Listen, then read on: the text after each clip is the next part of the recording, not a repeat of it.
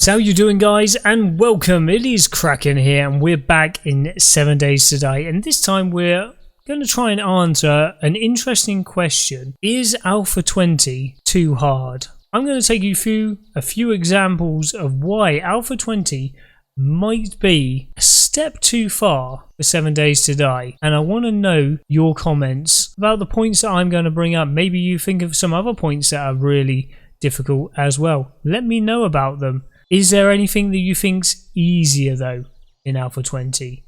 Also, let me know about that. Anyway, let's get cracking. Right, here we go then, guys. On to the next one, the brand new spider zombie. Now, the spider zombie's been in the game for quite a long time and has had a few different mechanics over its days in 7 days to die, but this one is very different and looks absolutely terrifying. This zombie can jump through a 1 meter square piece of gap like this, like we've got in this wall just over here. The zombie can actually jump through this gap. Now, occasionally dogs and things back in hall bases might have been able to make their way through this or glitch through this if they're being pushed by another zombie, but these ones can actually actively jump through that. So if we just quickly run around here, this is just to represent a hall base or anything of that kind of nature, but these guys will actually be able to make it through this gap.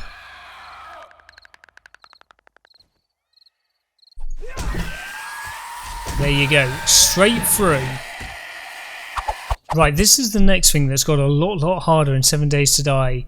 No longer are any of the workstations working in the world. The cement mixer, the forge, the workbench, or the chemistry station, none of those will be working in the game. They will all be destroyed just like this one here. So every single workstation you come across is gonna be like that. Destroy chemistry station.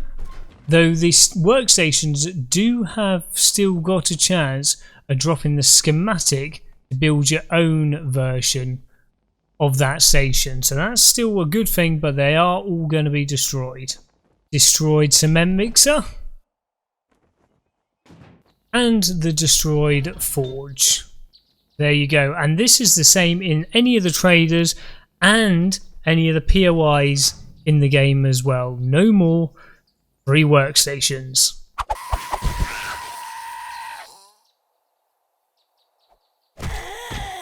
There we go. So every time we have tier 2 and tier 3 buried supplies, zombies are going to spawn every 10 sections you do. So every time the circle gets smaller, so you've got more chance of finding the loot, zombies are going to spawn you. That's tier 2 and tier 3. So you're okay with tier 1. And also, they've made it more difficult that the loot is now going to be 4 blocks deep.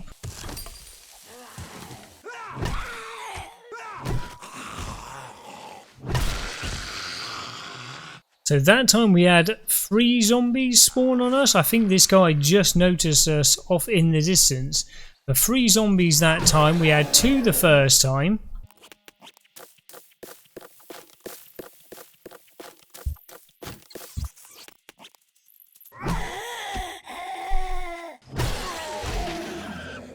So that time it was 2 zombies that spawned on us, and we haven't even found this loot yet. So you need to make sure that you always have a fast way to get out of here. Because like I say, we've got to go pretty deep now.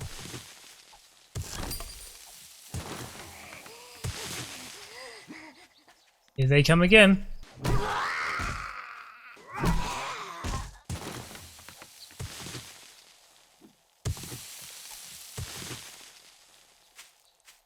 So look how small the square is and how deep we've had to go. There you go. There's the loot there. But once again, we've got some more zombies to deal with. 4 blocks deep. And make sure you've always got a safe way to get in and out. Because once you collect the buried treasure, even more zombies are going to come for you. Bear in mind, this is a tier 2 quest. Now here's another mechanic that I always used to really like in the game. If you used to wrench up an engine that you found in a POI, and there's quite a few POIs with engines in, you would guarantee to get the engine, but not anymore. All the ones I've done have not given me an engine, but I have heard some people say that they've got an engine, so I believe this can be completely random now. There you go. Wrenched it up. Did not get myself an engine, just got some mechanical parts and some iron. So this is now either some people were lucky with the POIs they went to and the fun pimps and missed a few out, or they just do not give you an engine. Because I went to Gears, and if you watch my series, that's where I've spent my first couple of days on top of Gears. There's 2 engines in that POI, neither of which gave me an engine. Here we go, just to test our theory once again. No engine. I think the people that have found an engine just got very lucky that the POI that they found the engine in hadn't been caught by the fun pimps yet. But I imagine the whole idea is, because that's now 5 or 6 on the trot for me now, not giving me an engine. So either it's a very, very low percentage, or you just can't get an engine that way. Right, now something else that's got a lot harder in the game are these nighttime restore the power quests. Now I quite like the idea of them, but what I don't like is the fact you don't get any extra rewards for doing these. So you're going to have running zombies coming towards you the whole time. Yes, you can be quite stealthy about this if you want to be stealthy, but that's not really how I roll. There we go. So you've got to be quite careful about this. We've got another one here who's just a very heavy sleeper, so he doesn't want anybody raiding him with a nighttime. But these are not easy quests to do, because you've got to kill everybody in here as well as restore the power. I've not actually ever done this, so I have no idea whereabouts I am going. Watch out, Crawley boy. But you don't get any extra rewards for doing these, and I think that's a little bit on the harsh side, because they are so difficult. Why you wouldn't get an extra reward for doing this from the trader? I don't really understand. They don't give you any more dukes, they don't give you any more XP for doing them. There's no real incentive.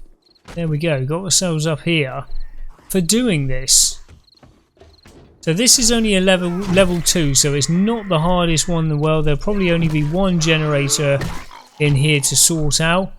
There it is, and if you get yourself to the generator really early, there's the bird, it won't ever start the first time. It will always cut out and make a lot of noise, and that will wake up everybody else in the POI.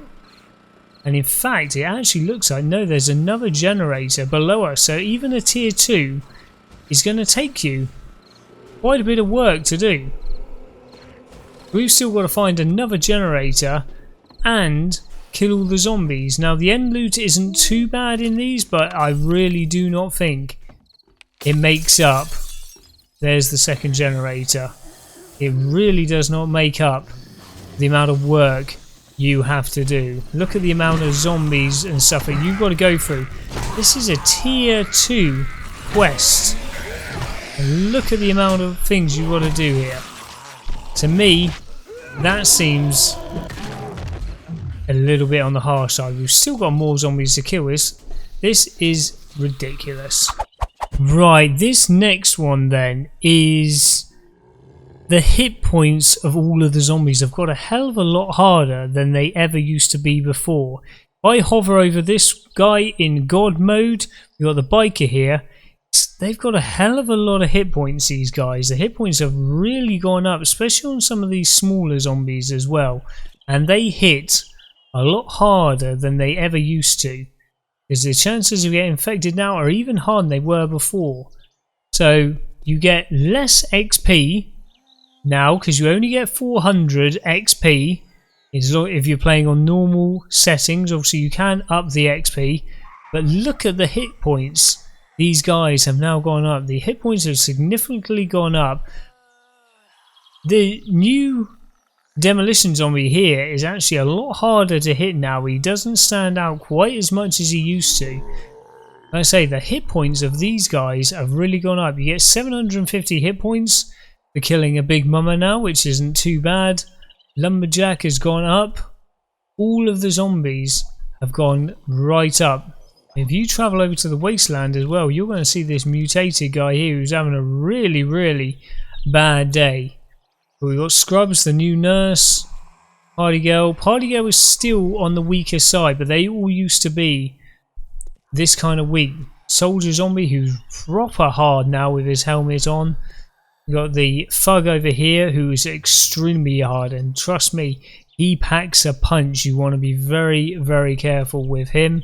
The Cop has gone back up. In the last alpha, the Cop wasn't too bad, but he's gone back to his former status, and he really, really will hurt you. Screamer is still weak, but as we well know, she will scream in a massive horde against you, so you've got to be careful with this one. So there you have it, guys. You've got to be really, really careful with these zombies now in the game, because they will all hurt you and it'll take a lot more to kill them, and you'll get less XP than you ever used to. Right, here we go. The traders. The items in the trader cost a hell of a lot more than they ever used to. They used to actually be quite reasonable to buy some of the cheap stuff as you went through, but the items in the trader have now got really, really expensive. They do have a bit more chance of dropping an antibiotic, which is really good news.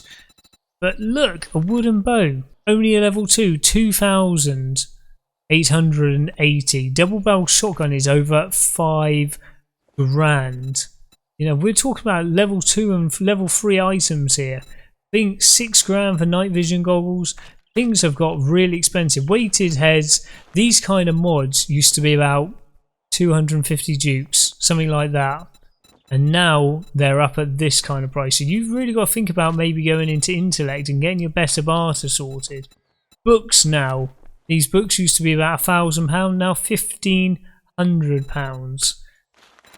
Like I say, things have got really, really expensive. The Forget It elixir has doubled in price. I believe that was 30,000, maybe 32,000 now for 19. It's now £60,000. So inflation is a bitch. One good thing about the traders now is that you can go to your previous tiers. So if you don't want to be doing tier 5 quests when you get up to that level, you can opt to carry on doing different tiers. So I'm up to tier 2 with this trader now. When you used to go to another trader, you used to be able to carry on with tier 2 quests. Now when you go to another trader, you have to start from the beginning again. So you're going to have to start working your way through tier 1, tier 2, tier 3 quests to get yourself up to them. It does mean that you can get the bonus reward from more than one trader for going through those, but it does mean that you're going to have to go through and do a lot of the earlier POIs and things again, which sometimes you don't want to do. When you get to a higher level, you don't want to have to waste your time with that trader going through and doing the tier 1 and tier 2 quests to get yourself up to the good quests where you get really good rewards, which is mainly the tier 4s and the tier 5s. But remember, the tier 5s take a long time to go through. Now, I have done a whole video on this, but this is another kind of good change, but a very hard change at the same time. Now we have a new stat called your loot stage. So if you go into your play and go into your stats, you have a loot stage, and your loot stage, if you're in the forest biome, will be the same as your level. So we're at level 22 here. Loot stage is level 22. This loot stage will change depending on if you're in a town or not. Depending on what kind of level POI you're in, that will give you add-ons to your loot, which is nice. So when you're doing a harder POI, then that will go up as well. But it also does it by a percentage. So now if we go into the winter biome, the cold biome over here, just by going into this biome, we now have a loot stage of 64. So that has gone up 3 times just by being in this biome. But that means to find all of the better weapons, tools, armor, all those kind of things, you're really going to have to start venturing into these other biomes now. As you can see, the desert biome isn't quite as difficult as the snow biome, but it is a bit more difficult than the forest biome, and you are getting an extra buff for being in here. But there was never really any reason for ever going into the Wasteland, because the Wasteland is ridiculously hard, especially now. There are so many more animals and stuff in the Wasteland, but you do get the extra reward. So 85 when you're only level 22. So I do have a whole video on this explaining about the loot stage, which I will put a card for up in the top corner right now. But unfortunately now there is a reason to go into these biomes. Right, there you have it, folks. All of the points that I could think of just off the top of my head of why Alpha 20 might be too difficult. No doubt you have thought of other points that might be more difficult than this, but I want to know, do you think it's easier or harder? That's what I really want to know. I'm on the fence with this one. I've been playing 7 Days to Die since Alpha 14, so I've been playing it a little while now, so I've got quite a grasp of how to play the game. But what happens if you're brand new to the game? Are you going to be able to find this a game that you could actually play? Let me know what you think about this. Is Alpha 20 too hard, or do you think it's just about right? Let me know in the comments down below. Anyway, as always, a big thumbs up on the video. You guys have a cracking day, and I'll see you in the next episode. Take it easy.